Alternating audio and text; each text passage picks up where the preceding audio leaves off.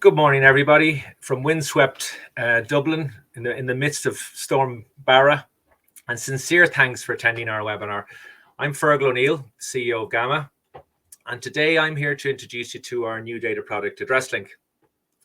It's interesting to think that 2 years ago we probably would have cancelled this event, but one of the advantages we've gained from the pandemic is this ability to work from home. So thank you again for attending this morning in difficult circumstances.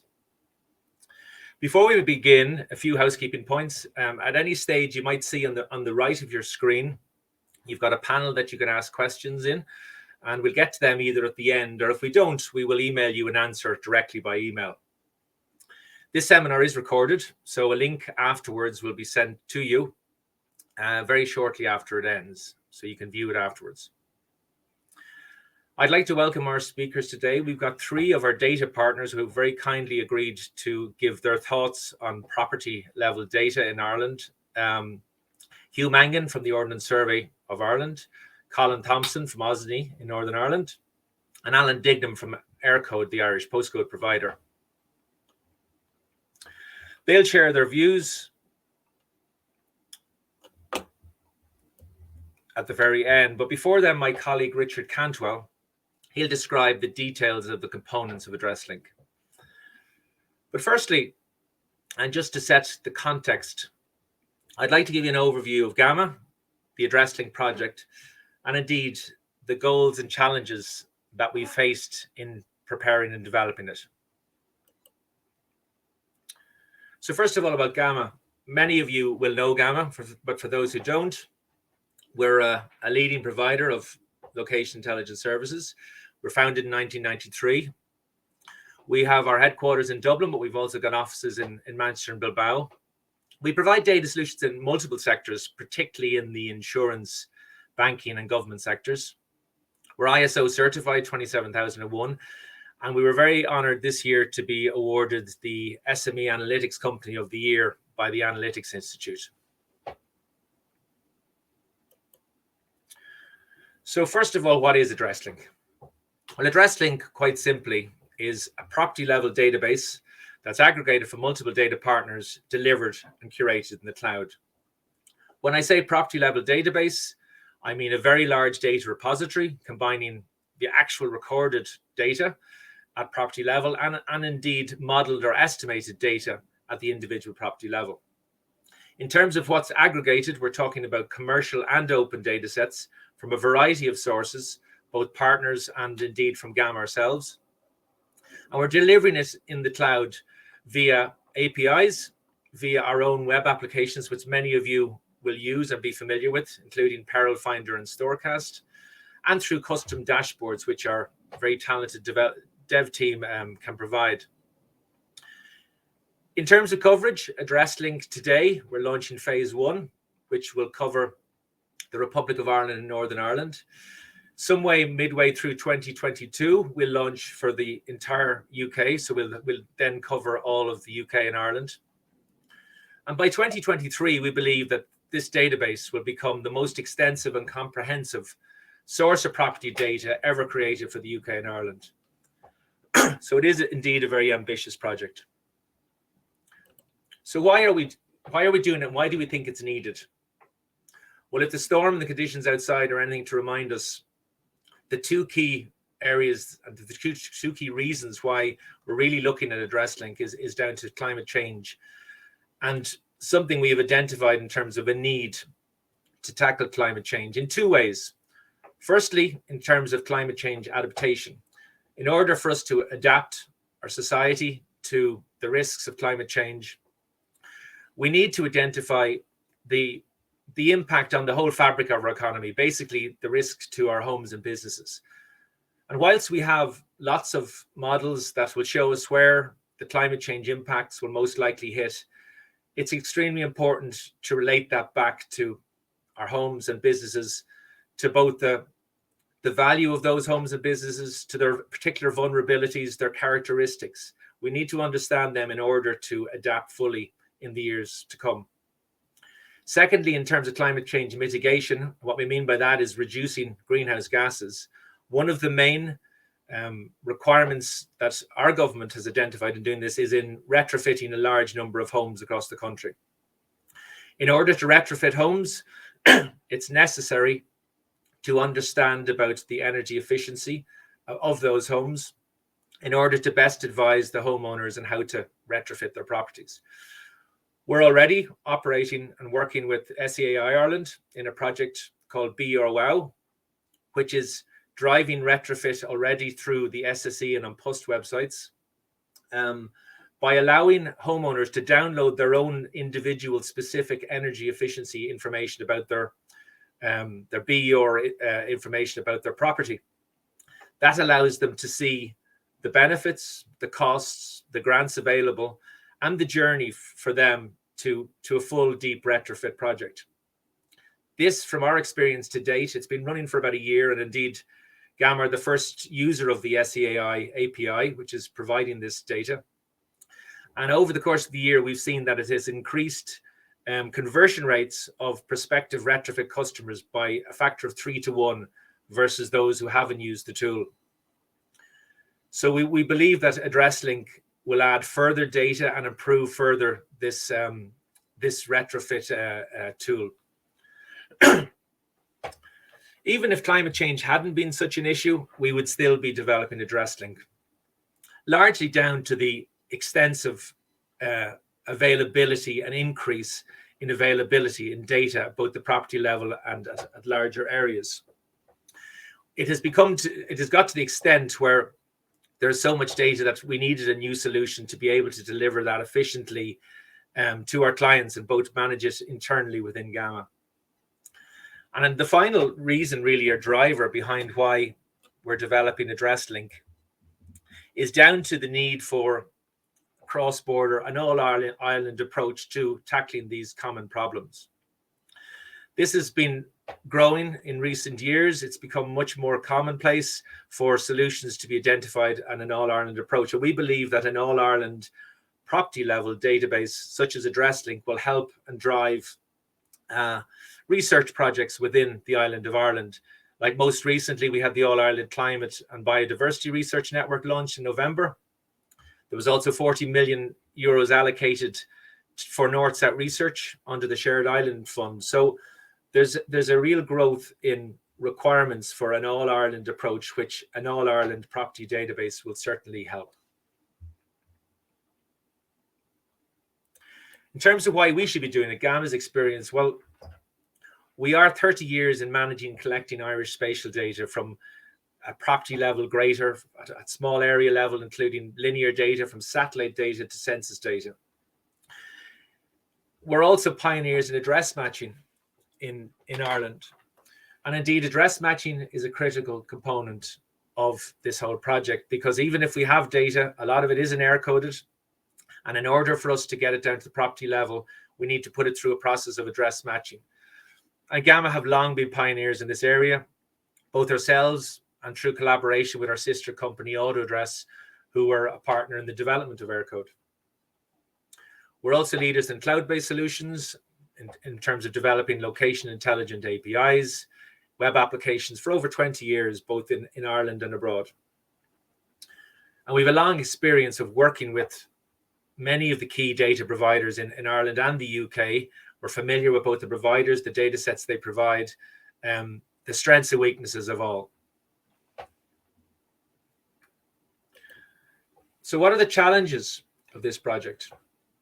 Well, obviously, the key one is the data quality, and certainly excluding our partners who are here today who provide very accurate and infrastructural data that we can link to. There's a mixed bag in terms of the raw data quality of the data we're gathering. So we have to assess it, report it, optimize it. And we have to ensure also that the address matching is accurate, because it's obviously a rubbish in, rubbish out situation. We also have to develop good models to estimate the bits we don't have data for. There's a lot of models required in this, typically one model per variable that we require to estimate. So our data scientists are very busy over the last year and a half since we've been starting this project. Key to making this future-proof and to making it work is to making it compliant. Compliance is absolutely central to what we do. It must remain GDPR compliant. It must remain legal in terms of how we capture the data. And it must remain ethical, as we both require and many of our clients require in their data sets that they use. So we have far-reaching objectives here that will make it future-proof as possible. We also need to have proper metadata. We need to inform on the provenance, the quality, and the usage terms. And we want to really impart the knowledge that our data scientists and our data analysts have to the user as they're using the data through the APIs. And finally, there's a real challenge to make it simple. At present, it is anywhere near simple. It needs to be simple to use for IT. It needs to be simple to link to businesses for research and for business processes. We need to make the metadata simple to understand. And we need to make it simple to use across borders. So all the legislative, the compliance stuff, it all needs to be made a lot simpler than it is.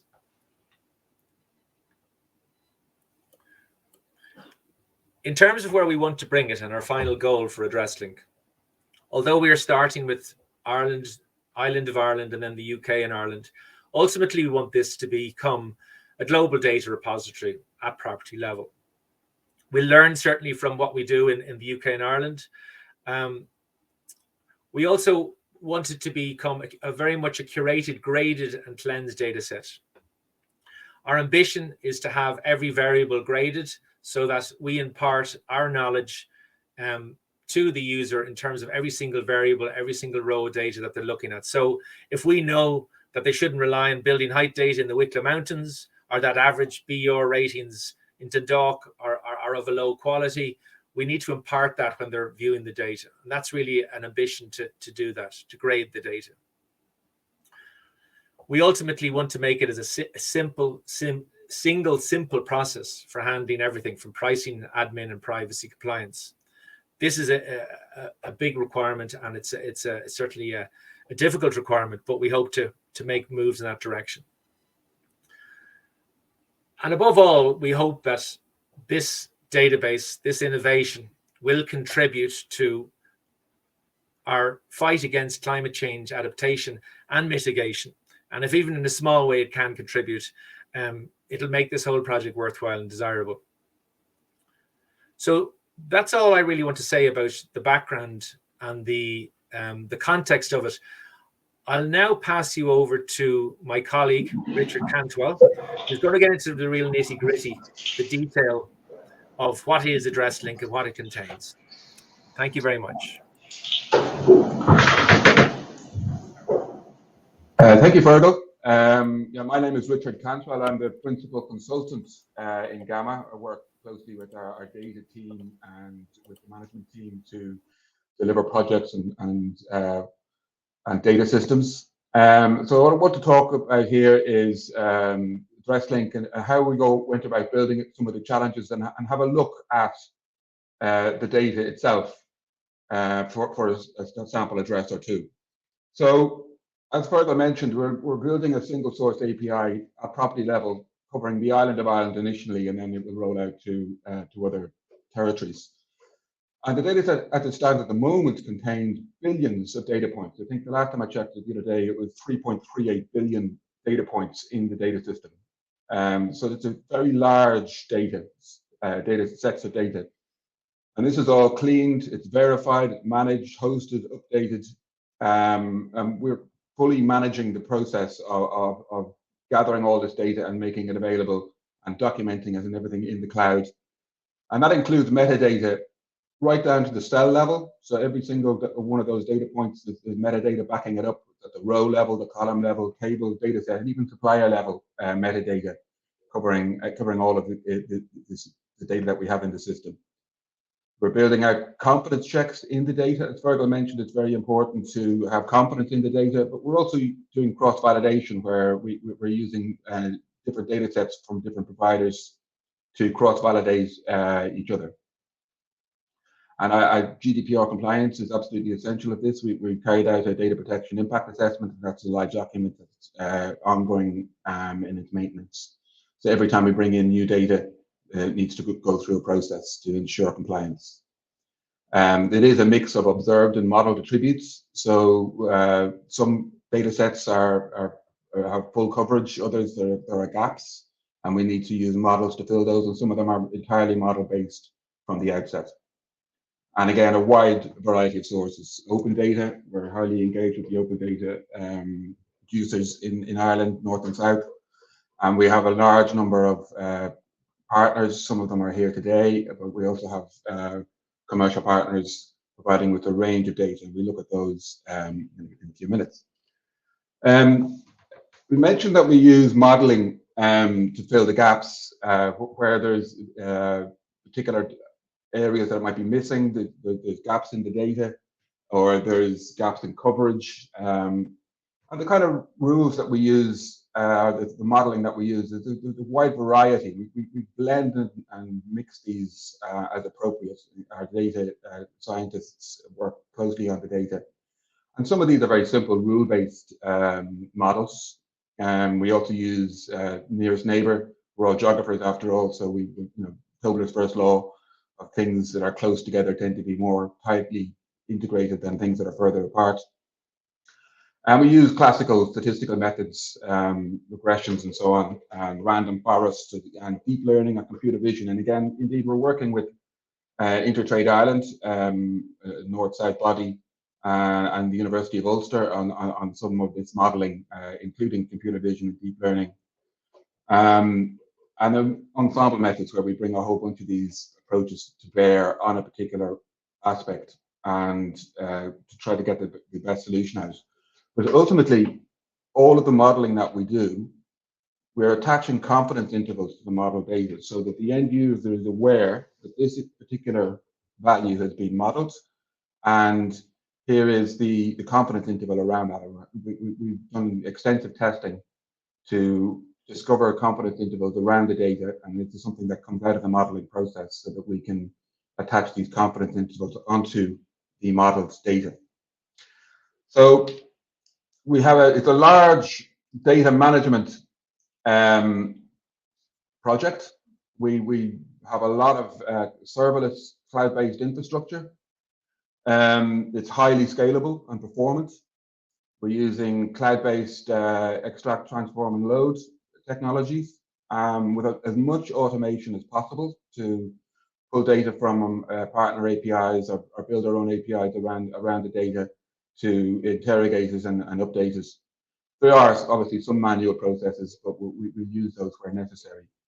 Further, I mentioned the geocoding. We're using in-house technology through our sister company AutoAddress, which again, we believe that's the best in market. And it's actually fundamental to what we're doing.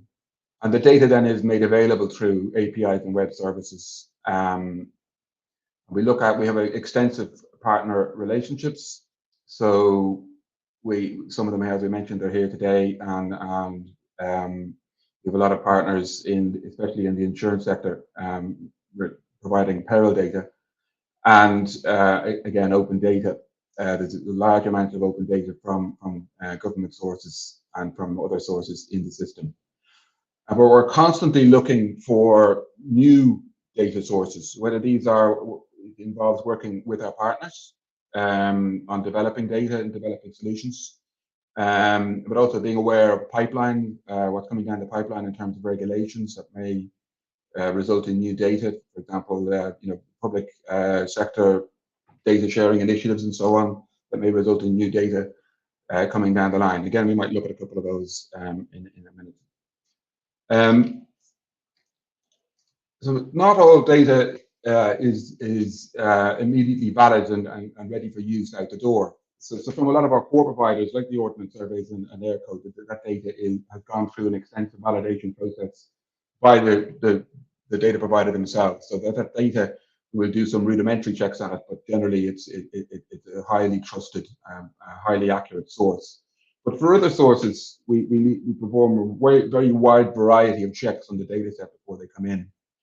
At the moment, I think our rule base it's over 3,000 rules in the data set at the moment, and that's being added to on a weekly basis. So every week we're adding more and more data checks. And these data checks, they range from things like checking the geometries making sure the geometries are valid, making sure that there's no data that's missing, that the coverage is complete, that the data is fit for use. So, you know, the data may have been produced for a particular reason, and we're intending to use it for something else. Is that a valid thing to do? Are there restrictions around the use, or is there, because it was gathered for one purpose and we're using it for a slightly different purpose, is that exposing us to regulatory issues, or is it exposing some potential issues in the data? And then there's a lot of consistency checking as well, in terms of making sure that the data is internally consistent, and that it's consistent over time. We're validating a lot of the data against historical sources. We would have been capturing data for a long time, so we can see the changes in the data over time, and we can use that as a consistency check, and accuracy in there as well. So it's very important that the data is as accurate as it is possible. So that's what a lot of those data checks are doing, to achieve consistency across sources and across updates, and to feed into our metadata. So we have a huge amount of metadata in the system, and this is constantly being maintained. And one thing we're looking to ramp up in the early part of next year is on-site verification, where our teams will go out with some of this data and actually verify this on site. So that's coming in early next year. So what about the domains of the data itself, and what kind of information are we actually gathering? And we're going to look at an example of a specific building in a minute, but just to give you the kind of broad domains that we're looking at, and the basic information about the building, from its address and its context, what its built form is, whether it's a terraced house, a mixed-use building, an office building, and then the building as a structure, the type of heating and energy efficiency in the area, the year of construction for the building, its size, and so on, and events at the building.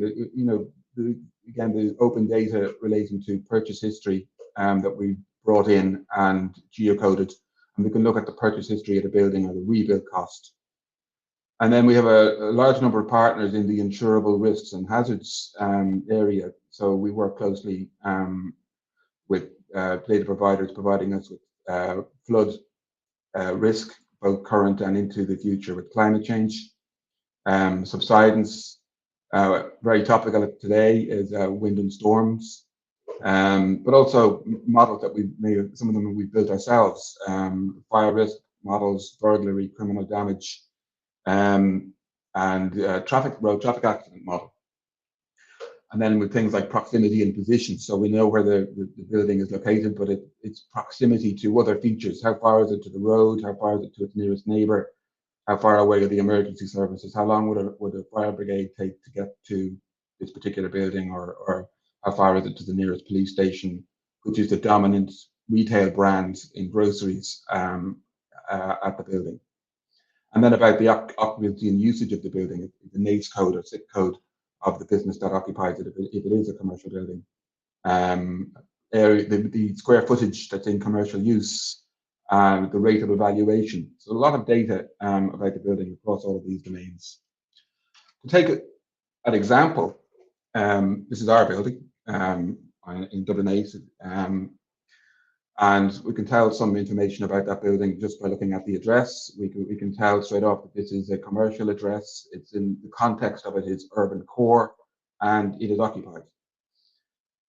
But there's also then bringing in data from AddressLink. We have information on the any planning applications. So there has been, in this particular building, no planning applications since 2013. If there had been a planning application, we would have the planning application reference number, a link to that planning application on the planning authority's website, so you can go and look at it, and the date when it was received, if it was granted or not, what the decision on the planning was.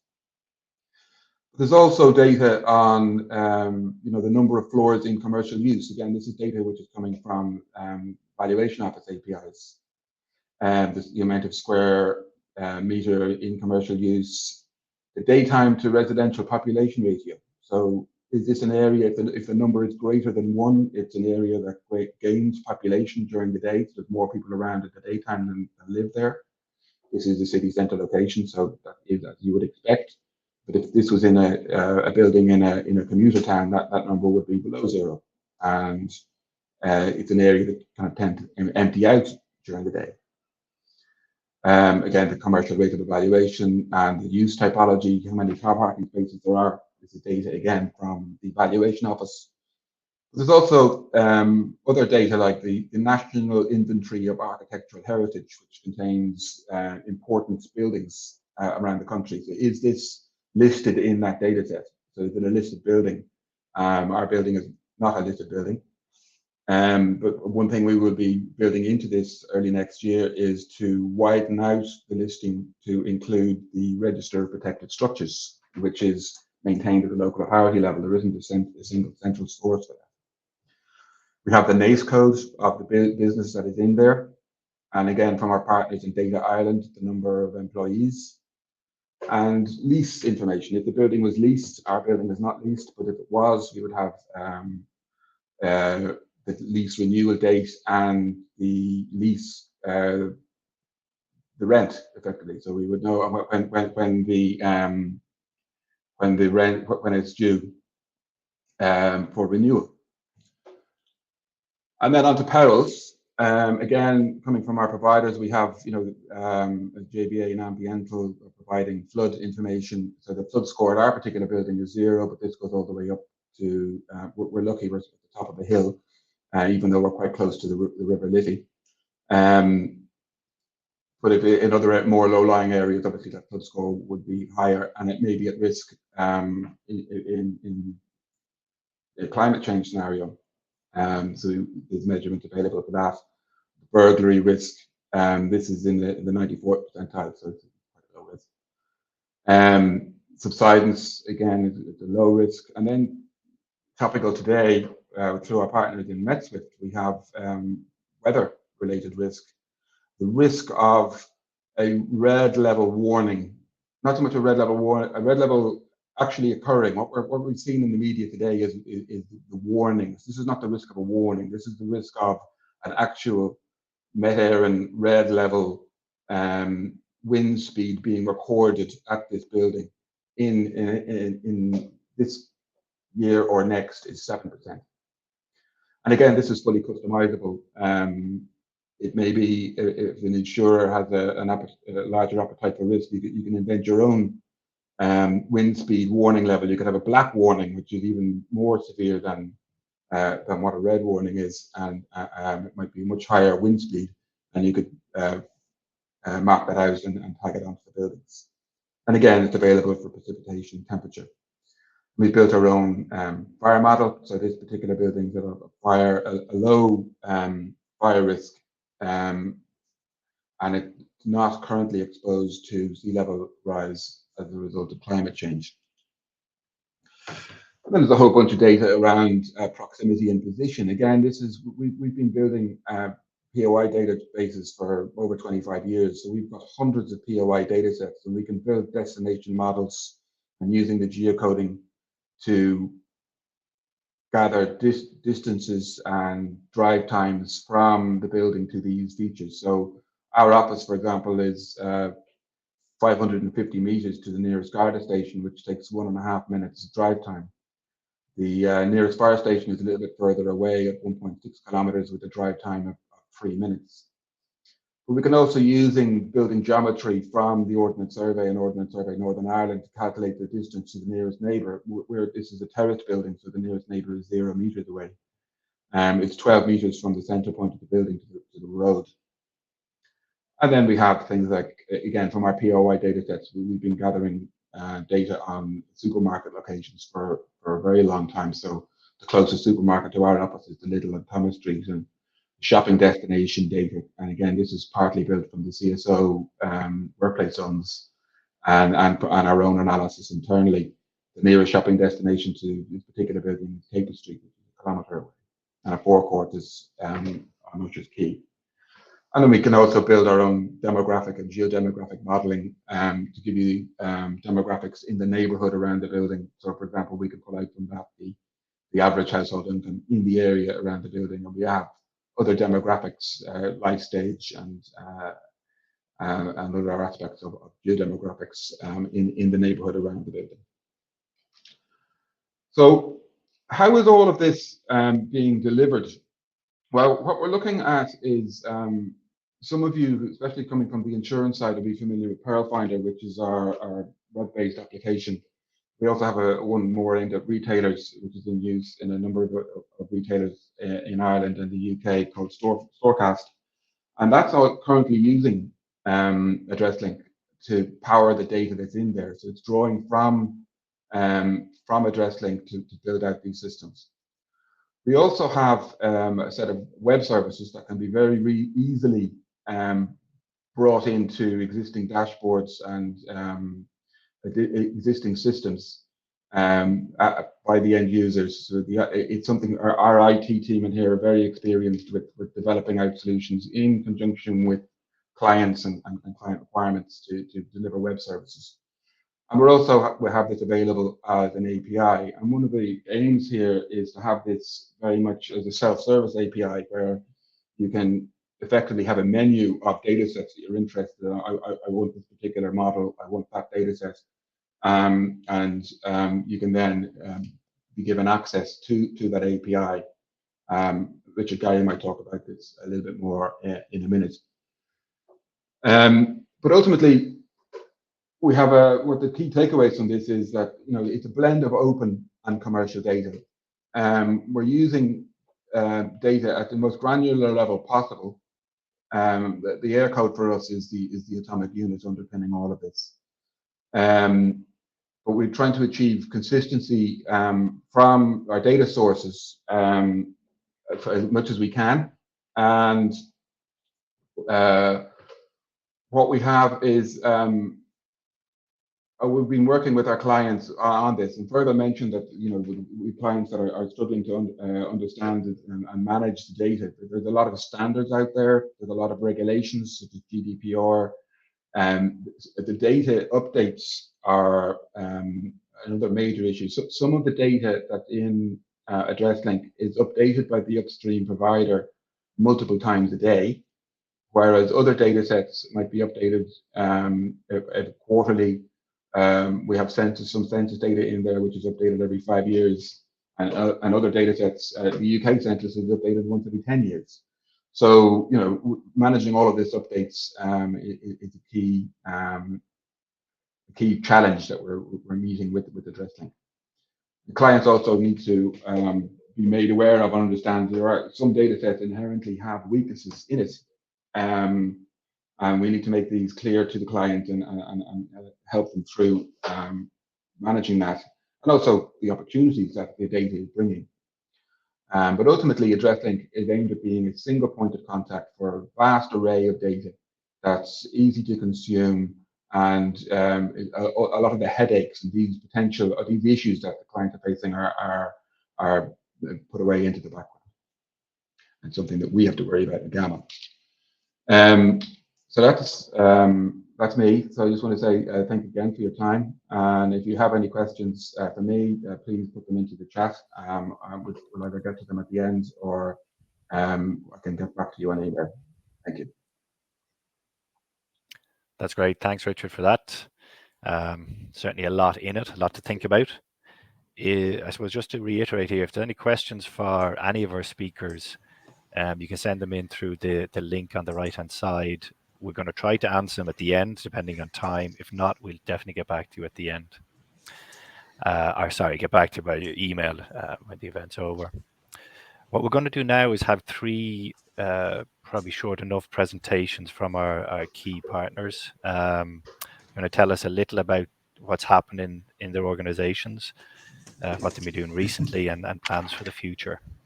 So joining us will be Hugh Mangan of the OS, Alan Dignam of Aircode, and Colin Thompson from Ordnance Survey Northern Ireland. So first up would be Hugh Mangan, who is the Business and Marketing Manager for Ordnance Survey Ireland. He's been with the organisation for, I found this out there, Hugh, recently, 17 years, over 17 years. So Hugh, Hugh's a strong advocate for using the best available data to aid its clients, I suppose, through the public and private sector, but obviously with a particular focus on the importance of location information. So that's why we have him here today. So I'm going to hand over to you, Hugh. Thanks, Richard. I'll just share my screen now, and that should be coming up for everyone. Yeah, 17 years with Ordnance Survey Ireland. That wasn't the plan when I first joined Ordnance Survey, but I got stuck and enthralled by the technology and its applications. So I'm going to talk to you today about trusted geospatial data and services, and hopefully I'll echo some of the things that you've heard Richard and Feargal say. My first slide is entitled Everything Changes, and everything does change. So Ordnance Survey Ireland was founded almost 200 years ago, operates under the OSI Act, and essentially its mandate is to provide the mapping service of the state. But we are changing. We're being merged with the Property Registration Authority and the Valuation Office. Both of those organizations, I think, got a mention earlier. So we've become more like Ordnance Survey Northern Ireland. And you'll hear Colin talk from Ordnance Survey Northern Ireland later on.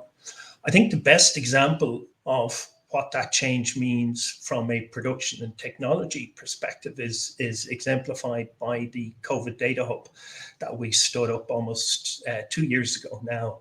And on the surface, that COVID Data Hub was about data and visualizations, but actually beneath the surface, it was really about APIs and open data. So from that Data Hub, you could access APIs and open data. Very much echoes of what you've heard Gamma say. And actually, just as an aside, I'd like to thank Gamma because during that kind of the depths of the pandemic, Gamma were instrumental in terms of working with us and helping us prepare a report for the Department of Taoiseach as there were decisions being made in relation to opening up the economy again. But that openness, so this journey from paper maps to digital services and APIs and open data, actually really saw huge exponential use of the data. So I think in the last 6 months of last year, the data services behind the COVID Data Hub were used over 120 million times in that period. They actually flowed through to the COVID app on people's phones. So the daily stats from that were coming from a trusted source in OSI, and actually they flow through into RTE and anyone who might have seen that data repeated elsewhere. That's where it all came from. I think for me, that really points to the future of change and that exponential use that can happen because of the new sort of data infrastructures. I think for service-led businesses, change comes from the outside in, and that's actually no different from OSI. In terms of change from our customers, though, policy is a huge driver for change for us. I think the big national policy we're dealing with at the moment is the public service data strategy, and OSI has 3 actions under that. One is to stand up GeoHive as a spatial data infrastructure, which is essentially a go-to point for trusted authoritative geospatial data in the state. We have also then to increase and encourage the use of unique geographic identifiers. So the public service data strategy talks about base registers and trusted identifiers, then being air codes, health identifiers, PPSNs, business identifiers, and then geography. So we have over 50 million or nearly 50 million of these unique identifiers for every single object in our database. And as Richard spoke about metadata earlier, and we have metadata against these identifiers at an individual cell level in terms of tracking what has changed. Base registers, I think, are described as reliable sources of basic information. So on people, companies, vehicles, buildings, geography, etc. And I guess the point of the public service data strategy is to identify and establish these base registers. It calls out the need for them to be trustworthy, to come from a single authoritative source, to be able to offer people legal certainty and to be reusable. So that's the challenge that Ordnance Survey Ireland has under the Public Service Data Strategy in terms of delivering those 3 actions. And then, of course, at a European level, there's literally an explosion of policies that all relate to location and all chime back quite strongly, Feargal, to some of the things that you mentioned in relation to climate change. And actually, only in October, the Slovenian minister, who's the president of the council, spoke about how successful digital transformation and achieving EU's climate goals depended on this kind of data-driven innovation, which can only be achieved in terms of making data available. So after this, I'd encourage you to go to geohype.ie. In essence, it offers maps, data, and resources, so you can have a look at that in your own time. I think the important point I want to make today, just in relation to underpinning this concept of trust, is that at the bottom of the slide here, you'll see the words Prime 2, which is essentially OSI created a real-world object-oriented geospatial platform. And this is our single source of national topographical truth. As I said, it's over 50 million uniquely referenced objects. We maintain the object lifecycle and all of the metadata associated with that. I think the key point here is that what gets measured gets managed. So our data governance and data quality department, actually these dashboards you see on the screen here, they talk about currency and completeness. They measure the validation errors that come in from our surveying. So they're widely available across the organization. So every time there is a data refresh, which is happening daily, these tools get updated. So it really drives our organization back into the data and ensuring that it's delivering quality. Just in terms of the changing landscape then for location intelligence. So, my belief is that kind of confidence in any of the analytics that might happen in the data come from well-defined systems of capture, maintenance, and information governance. This is recognized at a global level. The UN has identified fundamentally core data teams that are required across the globe. OSI has a role in managing or creating and maintaining 11 of those. You might hear about new terms within the geospatial industry, this concept of geospatial 2.0 or geospatial mesh. What that is geospatial mesh is essentially a data knowledge infrastructure where geo and non-geo data is transformed and delivered. And that's essentially what I think you've heard about today. It's what Richard and Feargal have spoken about. It's collaborative, it's open where it can be, and it's not about silos of data anymore. It's about systems thinking. So it's very much the difference between e-government, which might be, the focused on transactional services, and digital government, which is a connected systems way of looking at government and the services that it provides out to its citizens and businesses. And then very briefly, within OSI, we're moving from managing the environment in 2D or 2.5D, which is the map you see on the left, where buildings might have a single height point, to managing that environment in 3D connected to live databases. So this first slide shows you a building and the attributes associated with that. You'll see the mention of the word good, which is our unique reference that I spoke about. This second slide shows you the Prime 2 data, where we've color-coded all the residences and identified some of those and pulling from that data square footage. And you'll see the green space as well. This third slide is actually really interesting. We're on the cusp of delivering a land cover data set for Ireland at a very detailed level. And actually quite a lot of data analytics, machine learning, and AI has gone into creating this data set. And again, interestingly enough, Richard, you talk about your on-site validation. We're in the process of actually validating this information with Teagasc and Department of Agriculture and NPWS. And then that'll produce a land cover land use attribute at an object level for the state. And again, each of those attributes has its own unique reference, and again, all of the metadata associated with it. This one here, I guess it allows OSI to do its work within a 3D environment where we can actually take measurements directly from the objects. And this slide here shows, well, actually you mentioned the linking to planning applications, but of course linking out the data is something else you can do. And then this slide here shows actually the linking of what our objects allow. We're showing the air codes here, but within the OSI database, every parcel knows what it's connected to. So in this instance, the building understands it's connected to a front garden, and that understands it's connected to a road infrastructure. So that can be extrapolated out for all of the objects within the data. So kind of from a conclusion point of view, firmly believe that the landscape for geointelligence is changing. The future is literally about enabling these data and knowledge infrastructures powered by geospatial and non-geospatial where necessary. There is an increasing demand for certainty and trust, governance, quality, and a single source of truth is essential. So not having to debate the data allows you more time to debate the analytics based on that data.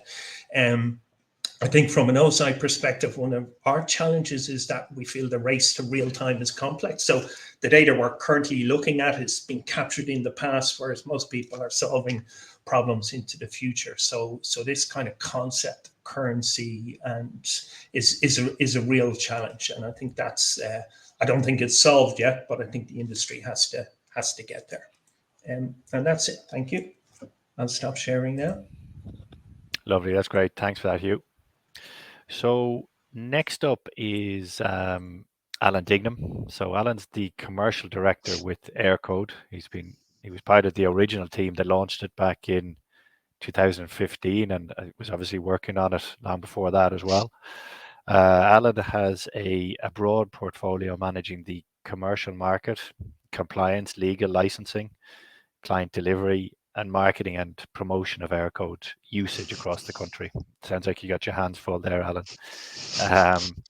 So he's going to tell us a little bit about how Aircode has really taken off, I think, over the last few years. Yeah, thanks. Alan, I'll hand over to you. Thanks, Richard, and welcome to everybody. So yeah, just in terms of this presentation, what I want to do is give you some ideas of the background of who manages Aircode, what we do, and then jump forward onto elements such as awareness of Aircode, which is really important for businesses to understand how the public or the potential customers will interact with them in terms of Aircode knowledge and usage. Going through to that in terms of marketing, understanding what we do and how we do it, and some of the visuals around that, and then we'll wrap up with some interesting findings. Just one note whilst I think of it, and I might remember it again, there's a couple of videos we're going to show you a little bit later on. You might get a prompt to allow sound at that point, and if you do, you can knock it on. So Capita was appointed the PMLH postcode management license holder by the Irish government, the then Department for Communications, Energy and Natural Resources. Capita as an organization, we have 70,000 employees, and there's some of the services we offer around people solutions, business operations, consulting, government services, customer experience, IT and networks. So a very broad amount of services that we offer very many different organizations. But speaking specifically here about the Aircode element and the postcode management license holder functions, the initial part was the postcode design, which, as was mentioned earlier, we did in conjunction with Gamma's sister company, AutoAddress, and Bearing Point were part of that consortium as well. So we created the postal address database, and the ongoing management of that set the operation up in terms of IT and facilities. We encoded about 45 million records for the state with Aircodes, but that necessitated the processing of 91 million records. So that was quite a large job. And at the time, we then disseminated the Aircode notification letters in July 2015 when we launched. We operate a contact center to help the public and businesses understand what Aircode is about. That's obviously moved forward in terms of the type of queries we get from the very start, where people wanted to understand what an Aircode was, right through to now people wanting to understand, how it maps to their house or whatever the case may be. Lots of queries like that.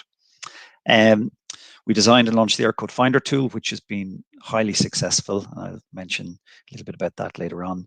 The commercialization of the data and its use, therefore, in solutions that are provided, and brand awareness. So this is, for anyone who kind of followed this closely at launch, we probably had a difficult enough start. It was around the time of Irish Water and a lot of negativity around the state in general.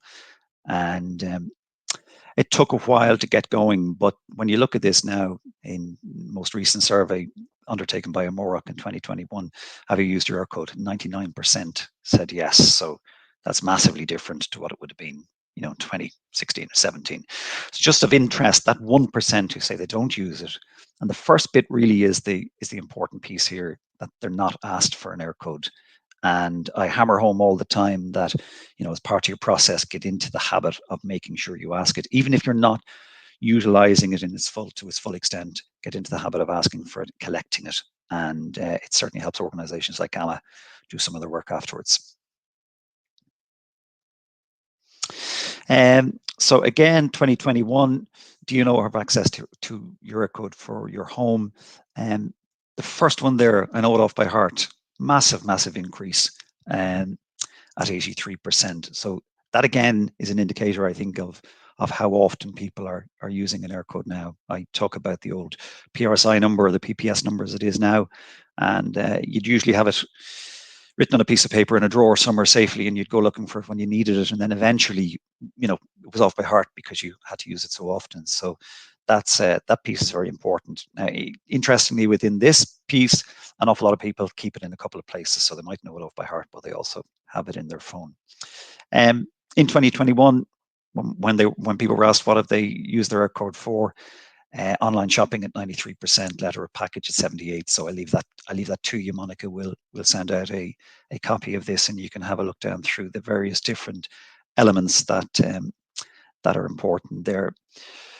One of the questions we asked is different. What reason has your Aircode usage increased during the last 12 months? So not surprising that number one there, you know, our usage has increased because of online shopping, and that again, when you're looking at the times we've been in over the last couple of years, bricks and mortar shops being closed and online services being available more and more. I think that's probably fairly realistic and accurate in terms of what people have used it for. Again, letters and packages and online forms as well. Yeah, little interesting one here. So if somebody is looking for directions to my address, I supply them with the Aircode, always 52% and sometimes 42%. If I'm looking for directions to an address, I ask for the Aircode 40 and 46 as sometimes. So yeah, that's an interesting little stat on that basis. And just a couple of quick images, because I know we're running short on time here. These are some of the images we use to re-emphasize the importance of Aircode. Get your takeaway hotter. The two videos, we leave them for the moment. What we will do is when we send on the presentation, you can have a look at them, but they're effectively a tradesperson video and a Christmas video to show how using an Aircode can help. And interesting findings, Aircode Finder, 2.5 million lookups per month. That's mostly Monday to Friday, 9 to 5. So it's businesses using Aircode in a small way to get through their deliveries. As I mentioned briefly there, 2021, 83% of people knew their Aircode off by heart. And in 2018, that figure was 21%. So there's a major indicator of a shift. And 99% of householders have used their Aircode. 93% use Aircode for shopping online. 75% believe Aircodes are very useful. Now, again, that's a significant increase. Multi-sector business use right the way across various different sectors. In terms of new Aircodes released, 2021, 32,190 released so far this year. And that's me. So thanks very much for listening. Fantastic. Thanks for that, Alan. We are making great progress through the slides at the moment. Our next speaker is Colin Thompson, who's the product manager for Ordnance Survey Northern Ireland. What I'm going to do is just hand you straight over to Colin, because we only have a few minutes left and I don't really want to rush through it. So Colin, if you want to take it from here.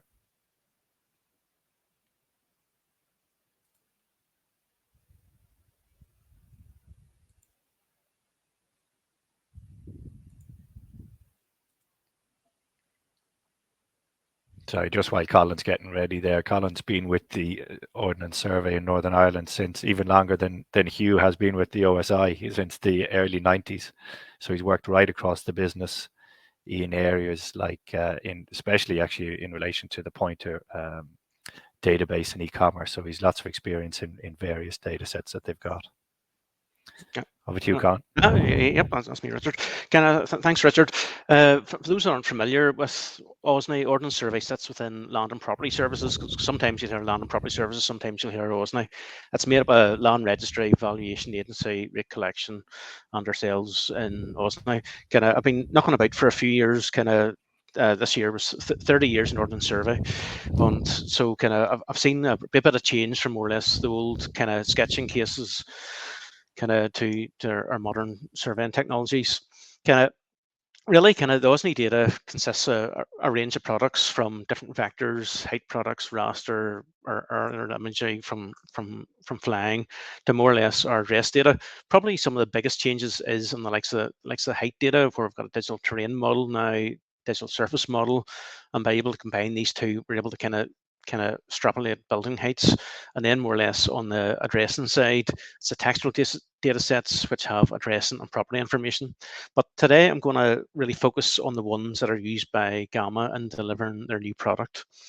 So first up is the pointer data set, the address data set, which is the most comprehensive and authoritative address data set for Northern Ireland. It's maintained by ourselves, Ordnance Survey, with input from other authoritative sources such as the local councils, Royal Mail, and our colleagues in valuation. Whereas the LPS property data is actually made up of two data sets, one focusing on the domestic sector, another on the non-domestic sector. So it's really the valuation list that was there for many years within their systems, but it was never really productized. So we looked at more or less making a product that could deliver benefit to our customers. And although one point is between the two data sets, pointer and property data are collected for very different purposes. So there won't always be that one-to-one relationship between the rateable units in a building and the actual addresses relating to that building. Here, we can see the pointer life cycle.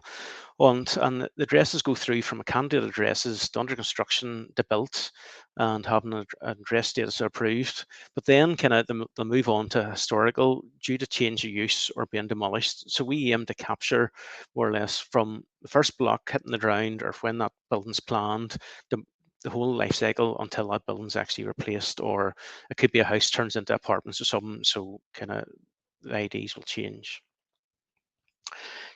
Within the pointer database, this currently, I had a wee look last night, there's 966,000 addresses, and that takes up over 30 million individual cells of data when we actually look at the number of classifications we have.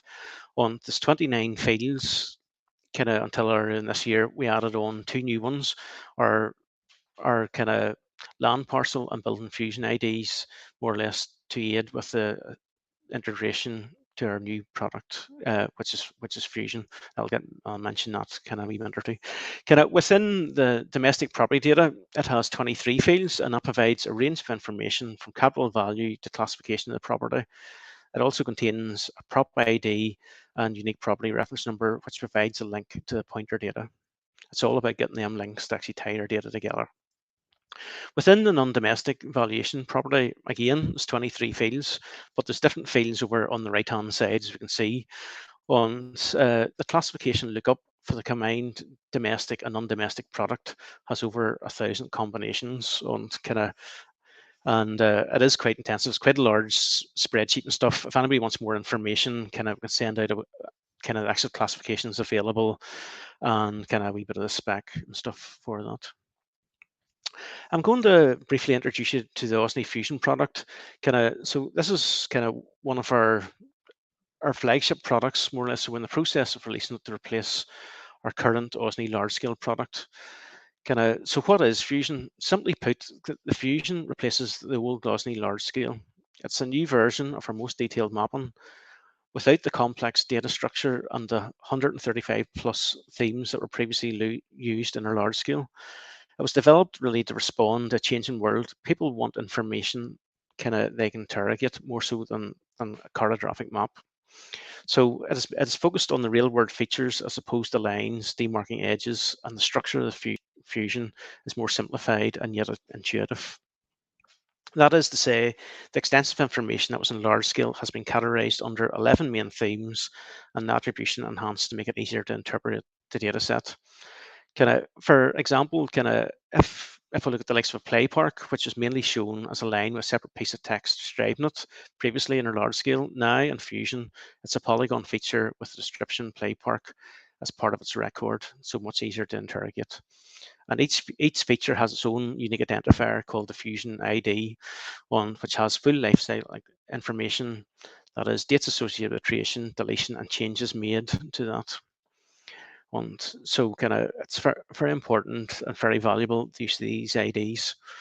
Just a brief slide just to say what the main themes are. The first four are really make up the surface of the earth that we put between high and low water mark, and then the real world features sit on top of the surface of the earth. Descriptive features are the likes of sites, more or less more in mountain, some maybe where it doesn't have a definitive boundary, but it's a guide to get people there. Then we have some legacy features from our large scale data set, and we're hoping to actually remove them once we migrate them across and have a further look at them. Great. Osney already linking key data sets internally for use within our valuation sector. So why create the same information over again? So it's all about linking that data. So more or less from taking building classification out of property data, adding it into the pointer address, which already came from the councils, to more or less feeding that into our Osney Fusion data. Thought I would maybe just do a brief demonstration to observe how these three products are linked to built intelligence in a single location. So first here, we're looking at the basic information for Fusion, such as the Fusion ID and the type code. And in this case, it's a domestic semi-detached house we have highlighted there, and the building number. And these latter two are derived from pointer.